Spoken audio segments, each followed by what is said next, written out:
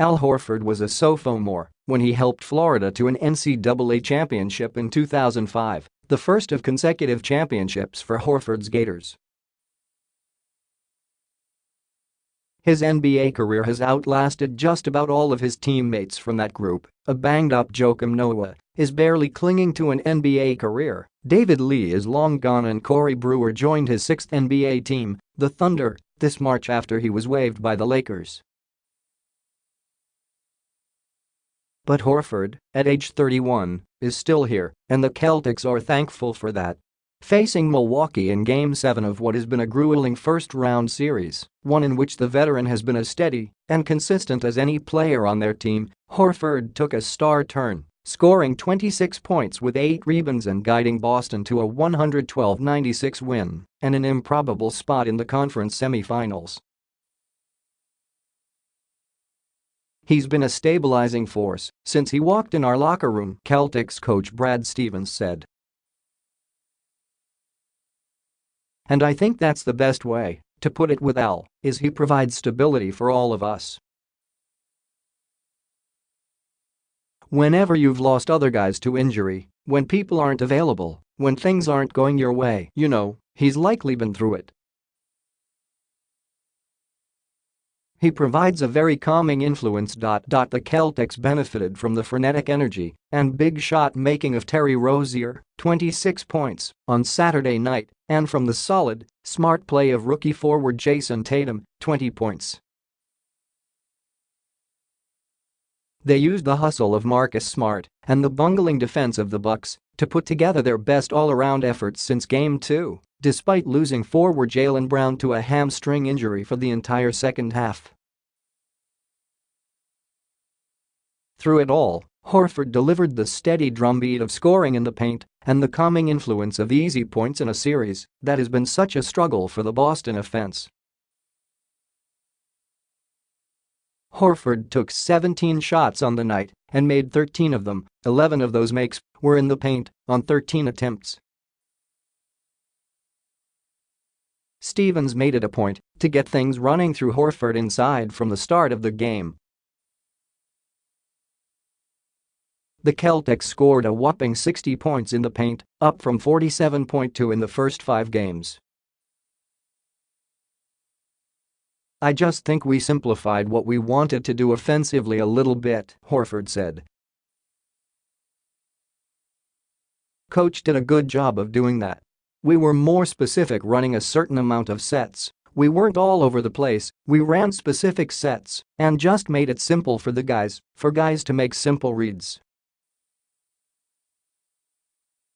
I was able to get some close-out situations and take advantage of that. Horford made the shot too that finished off the gasping corpse of the Bucks with 1:20 to play in the game and the Bucks clinging to hope and a 12-point deficit. After some erratic dribbling from Rozier, Horford wound up with the ball as the shot clock wound down.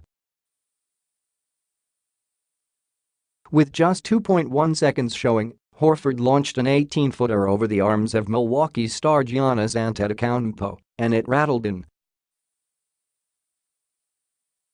That marked a 14-point lead for Boston and the effective end of the game. Horford celebrated after the shot, which marks a bit of a departure from his normal reserved approach. "It's very satisfying," Horford said. "Milwaukee gave us all we can handle. It just felt good at that point that we hung in there and we saw that they started to wear down. It's an emotional game. These are the kind of moments that you play for." His fellow Celtics appreciated the show of emotion from Horford, but more than that, his even keel resonates with this bunch. "Al's been great since he's been my teammate," Rozier said. "Since I've first seen him up close. Tonight, he did a great job at every time out keeping us poised. Not too happy, not too high, not too low. So he's just been a big help the whole series, making sure us young guys stay in the moment." Of course, Horford was not expecting So many young guys around when the season started a half year ago. Gunnar Kyrie Irving, knee, and Gordon Hayward lost on the first night of the season to an ankle injury.